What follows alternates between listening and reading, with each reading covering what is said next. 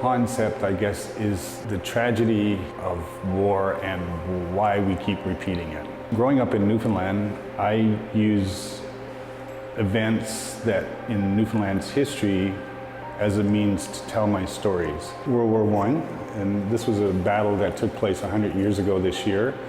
And it's a very tragic day in the history of Newfoundland. And in the rest of the country, we celebrate July 1st as Canada Day. In Newfoundland, they celebrate Canada Day, but it doesn't start till in the afternoon. In the morning, they're mourning that particular day in their history, and it's very somber, and it's like Remembrance Day is to the rest of the country.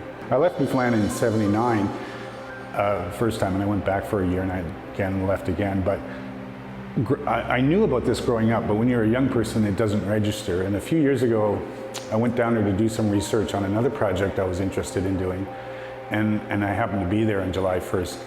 And it just struck me how strange it was. Like in the morning, flags are at half-mast, there's military parades, you know, people are going through all this ritual.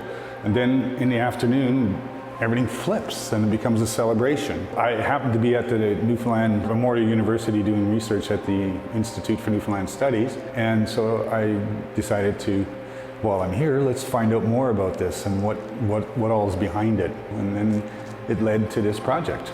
I served for 2 years in the reserves of the Royal Newfoundland Regiment as a young person, so I have that personal connection to it. It was the 100th anniversary, so I thought this was a good time to do the project. It's also in the middle of a series of a body of work which has 6 pieces, like this is number 3. So I felt this was a good time to do this piece. These events, they may have occurred in Newfoundland, but you can relate them to other societies, other cultures throughout the world. In this particular one, where there's a lot of things that are fragile and breakable, like ceramic, like glass, like mirrors, I think it's appropriate because bodies with bullets and bombs are very fragile. By putting it on multiple walls, the reflections, you not only get the 68 survivors, but the reflection gives you a sense that the souls of the people who were killed the day before are with you. The identity disc, I just chose those as a way to represent the individual. Although there was hundreds of people, each one was an individual, and they meant something to probably a lot of people, a lot of families that were thousands of miles away across an ocean. It was my way to bring the individual in there without bringing a specific individual in. Their history is interesting. When I was doing the research on it, like they're made of asbestos and put on a rope.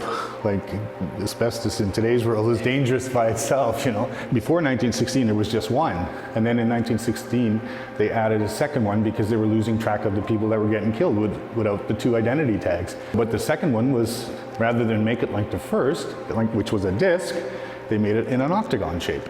And a different color, it was green. So I thought that was interesting. It reminds me when when the exhibition is set up, not to take myself too seriously. Even if the topic I'm talking about is very serious, there's still a lot I don't know, and there's a lot we all don't know, and don't get too full of who you are and that sort of thing.